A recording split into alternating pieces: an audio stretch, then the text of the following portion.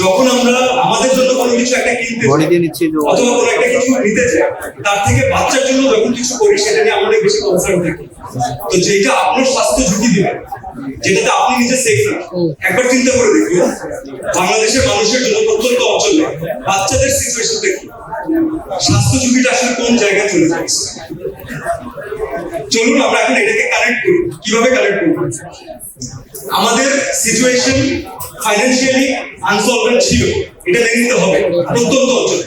তার উপরে নতুন অ্যাড হয়েছে বন্যা পরিস্থিতি, এবং আমি শিওর যে আপনারা সবাই জানেন যে এই বন্যায় অনেকে কিন্তু তার অনেক ঘর বাড়ি হারিয়েছেন, অনেকে তাদের প্রপার যে ওয়াশরুমের জন্য যে যতটুকু তাদের বরাদ্দ ছিল, তাদের জায়গা ছিল, সেটাও অনেকে হারিয়েছে। এখন সলিউশন হচ্ছে আমাদের সবার একসাথে কাজ করা। কিভাবে আমরা করতে পারি? প্রথমে একটা ধন্যবাদ দিয়েছিলেন টাইলক্সকে, মনে আছে? এখন আসছে সেই প্রশ্ন। টাইলক্স একটা খুব সুন্দর উদ্যোগ নিয়েছে, যেটা আমার মন থেকে মনে হচ্ছে আমাদের সবার একসাথে অ্যাপ্রিশিয়েট করা দরকার। এই বন্যা দুর্গত যারা আছেন এবং যারা সুবিধা বঞ্চিত আছেন তাদের জন্য টয়লেট নির্মাণে সাহায্য করতে যাচ্ছে টাইলক্স। সো আমি আমার ব্র্যান্ডের জন্য একটা তালিকা চাচ্ছি আপনাদের সবার কাছে। Thank you so much. টাইলক্সের এই উদ্যোগটাকে আমরা আসলে অ্যাপ্রিশিয়েট করি, অ্যাজ অ্যান আর্টিস্ট আমি অ্যাপ্রিশিয়েট করি, এবং আমি আপনাদের সবাইকে ছোট্ট কথা বলে শেষ করতে চাই।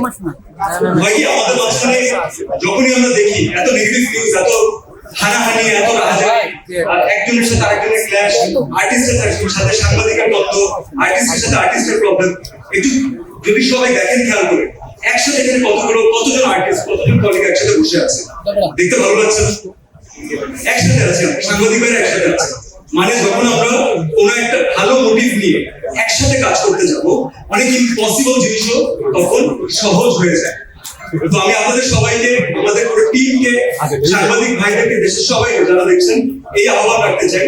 টাইলক্স স্টেপটা নিয়েছে, আমরা সবাই একসাথে কাজ করি। এটা তো টয়লেট ইজ জাস্ট স্টেপ মানুষের জন্য কাজ করার জন্য।